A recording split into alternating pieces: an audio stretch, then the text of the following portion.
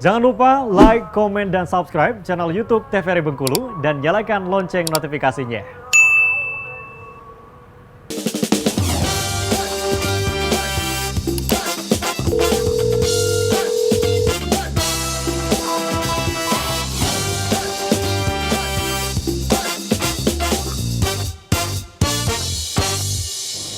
Baik pemirsa, terima kasih Anda masih menyaksikan Dokter Kito dengan tema kita hari ini PJK atau penyakit jantung koroner.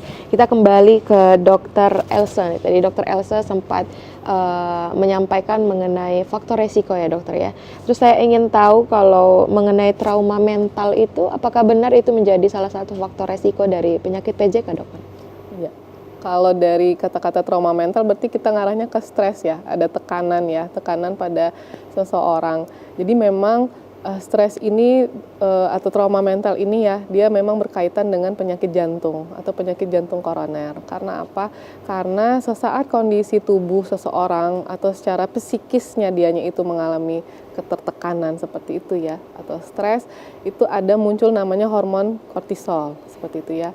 Nah, hormon kortisol ini nanti yang akan mengakibatkan saraf simpatis dalam tubuh kita itu bekerja, nanti dia akan meningkatkan tekanan darah atau yang disebutkan dengan hipertensi, dan juga nanti kenaikan nadi juga ya, karena posisinya tertekan atau stres karena hormon kortisol ini. Dan hal-hal ini apalagi secara tidak langsung nanti akan ada hipertensi, tekanan darah meningkat, yang ini yang bisa menjadi faktor resiko terjadinya penyakit jantung koroner. Artinya bisa menjadi salah satu pemicu ya dokter. Oke, kita lanjutkan ke materi pada hari ini.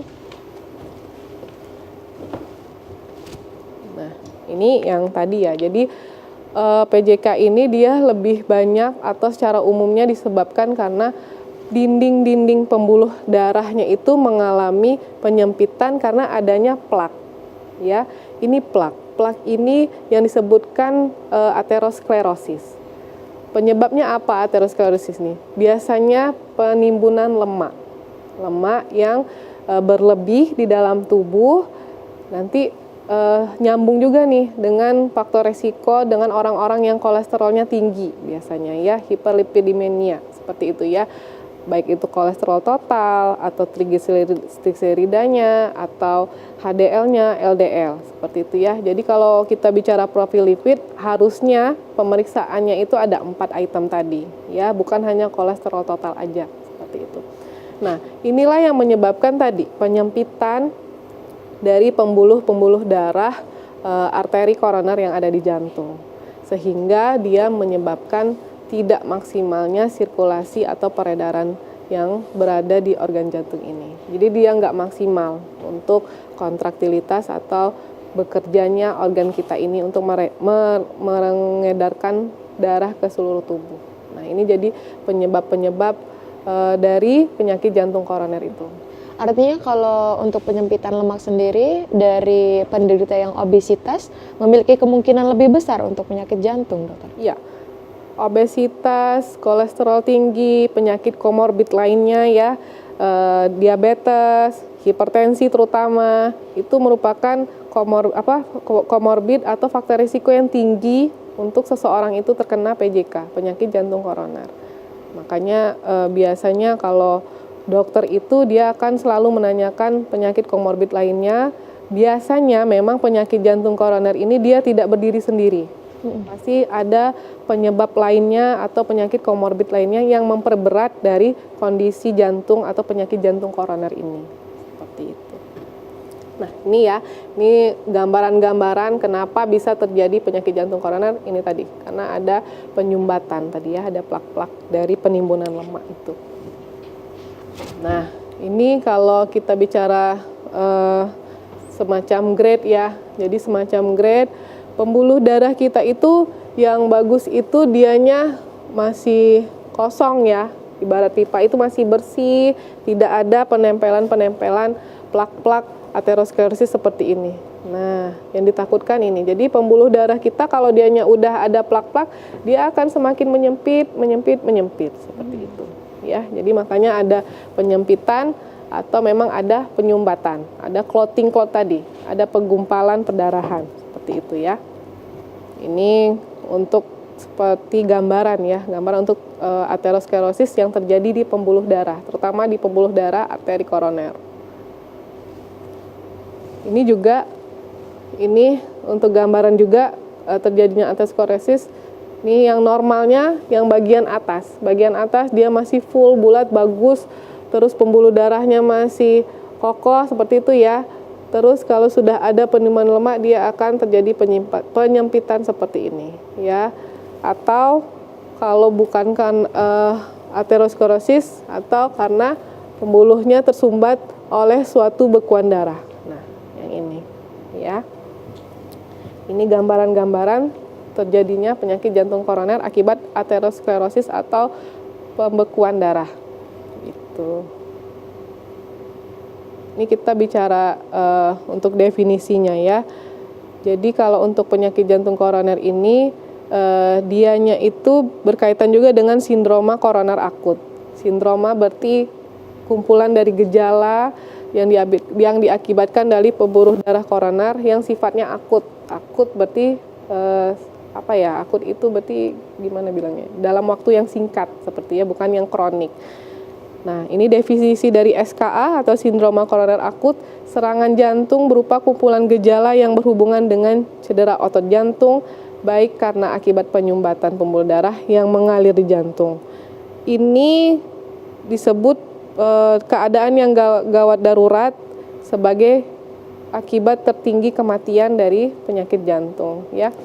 Biasanya pasien-pasien itu dianya menganggap sepele nyeri-nyeri dada ya. Padahal kalau nyeri-nyeri di awal itu biasanya sebagai sinyal-sinyal awal bahwa ini udah ada terjadi penyumbatan nih ya. Biasanya sih pasien yang udah nyampai ke serangan jantung ini, kalau digali-gali memang sebelum-sebelumnya ada riwayat nyeri dada kiri. Hanya saja mungkin dengan kerokan, biasanya kita banyak ya masyarakat seperti itu, berkurang atau menghilang, dipijit-pijit berkurang menghilang. Nah, sebenarnya itu udah ada adalah sinyal awal terjadinya aterosklerosis tersebut. Perbedaan nyeri dada dari PJK sendiri dengan penyakit yang lainnya seperti asam lambung mungkin, dokter? Ya, kalau mungkin nanti dijelaskan dokter Lisda. Tapi kalau secara garis besarnya, kalau untuk yang jantung ini ya, dianya itu nyeri dada kiri biasanya terasa berat atau terasa tertimpa oleh suatu benda yang berat ya, biasanya menjalar ke lengan atau ke bagian belakang ya, pundak atau bagian punggung belakang ini. Kalau nyeri ulu hati atau biasanya yang lebih deket itu GERD ya, dianya itu khasnya ada rasa panas, rasa terbakar di dadanya seperti itu. Itu bedanya ya, dokter? Hanya saja kita juga kalau pasiennya itu datang dengan nyeri ulu hati dan rasa terbakar di dada itu juga tidak bisa mengesampingkan pemeriksaan jantung. Minimal dilakukan pemeriksaan EKG. Itu nanti dijelaskan sama dokter Lisda ya. Ini nice to know aja. Nah, ini tadi juga ya kita sudah bicara tentang pembuluh darah koroner dan aterosklerosis juga kita sudah bicara. Nah, nanti kalau gejalanya dibahas sama dokter Lisda. Oke. Kita akan langsung membahas mengenai gejala bersama dengan dokter Lisda karena semakin penasaran nih, dokter. Dari yang nyeri dada PJK dengan penyakit-penyakit yang lainnya saja kan ada mungkin kesamaan yang mirip seperti itu.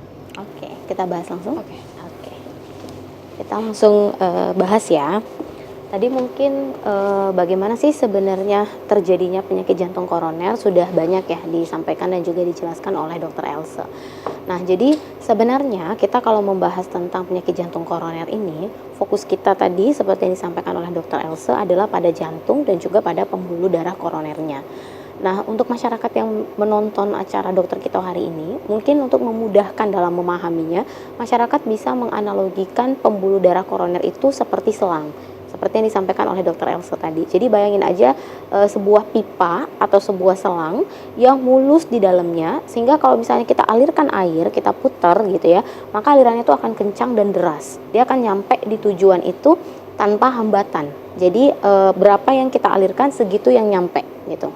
Nah, tapi pada kasus penyakit jantung koroner, ini pembuluh darah koronernya sebagai pembuluh darah utama yang memberikan suplai atau makanan ke jantung, artinya tujuannya jantung kan berarti ya, suplainya itu dari pembuluh darah. Nah, dia tuh terhambat atau berapa yang diberikan, berapa yang dibutuhkan oleh jantung itu nggak sesuai dengan berapa yang diterima oleh jantung.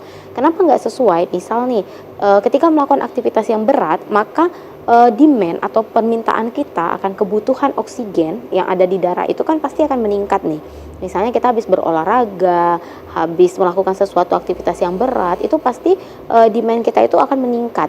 Jantung akan memberikan sinyal, aku butuh misalnya lebih meningkat dari kebutuhan biasa itu 50% karena habis olahraga nih misalnya. Tapi ternyata si koronernya ini tadi itu tidak mampu menyuplai peningkatan 50% ini. Dia hanya bisa menyuplai sekitar 10% saja meningkat dari keadaan normal. Kenapa tidak bisa? Karena adanya penumpukan plak ini tadi.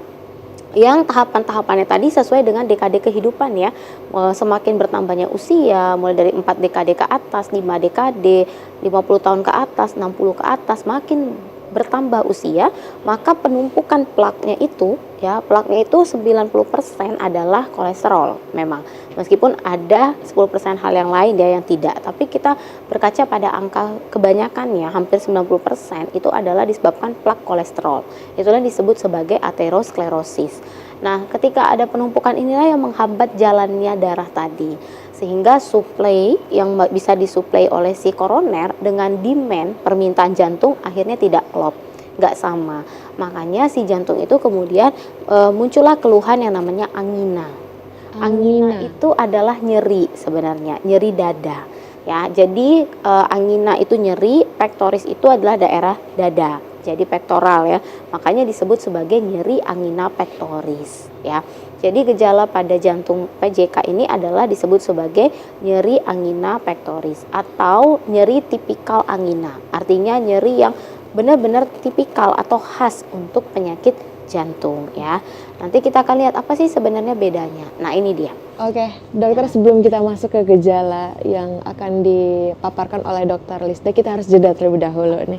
Karena semakin menarik, pemirsa jangan kemana-mana, tetap saksikan Dokter Kito bersama Kita Sehat.